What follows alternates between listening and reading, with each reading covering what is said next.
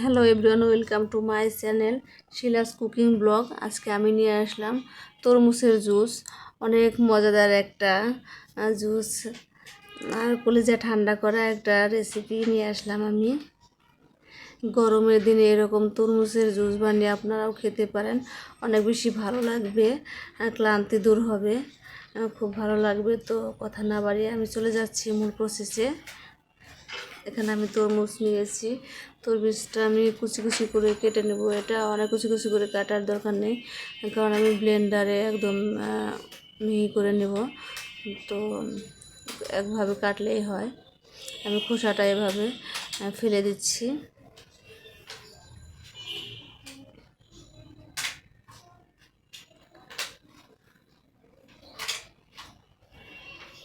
খোসাটা ফেলে কুচি কুচি করে কেটে নেব। তারপর যতদূর সম্ভব বিচিগুলো আমি ফেলে দেবো। বিচি থাকলেও কোনো সমস্যা হয় না। তো আমি টুকিটাকি মানে সামনে যেগুলো দেখা যাচ্ছে সেগুলো ফেলে দিচ্ছি বিচি, এই আর কি। এই যে টুকরো টুকরো করে কেটে নিচ্ছি। এটা টুকরো টুকরো বড় বড় করে কাটলেও কোনো সমস্যা হবে না।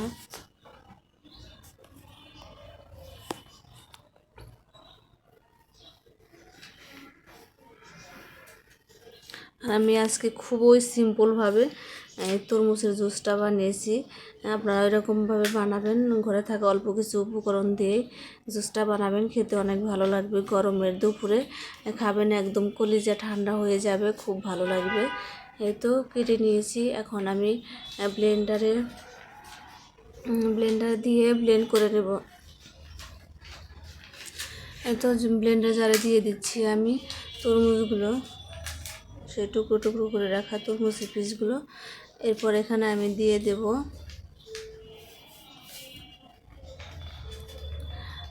250 গ্রামের মতো দুধ, আর দিয়ে দিচ্ছি সামান্য পরিমাণে টেস্টি বিট লবণ,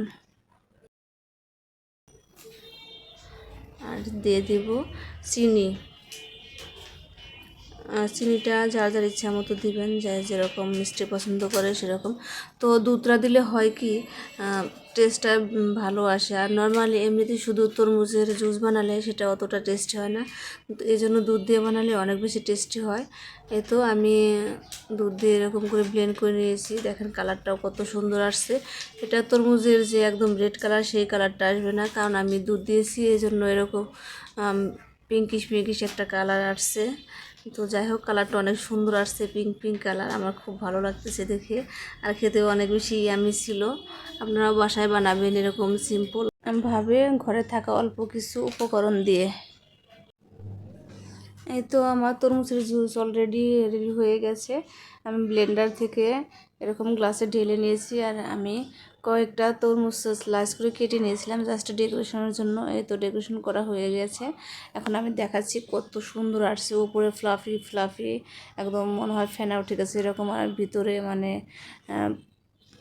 তরমুজের দুধের একটা মিশ্রণের দারুণ একটা কম্বিনেশন, অনেক বেশি ইয়াম্মি হয়েছিল খেতে।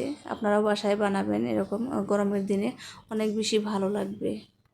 আমার এই তরমুজের জুস বানানো আপনাদের কাছে যদি ভালো লাগে, প্লিজ সবাই লাইক কমেন্ট সাবস্ক্রাইব করবেন, পাশে থাকবেন। আমার সাবস্ক্রাইব করে ও নোটিফিকেশন অল করে রাখবেন, যাতে আমার কোনো ভিডিও মিস না হয়। ধন্যবাদ সবাইকে পুরো ভিডিওটি দেখার জন্য। আমি একটু ফটোশ্যুট করে নিচ্ছি।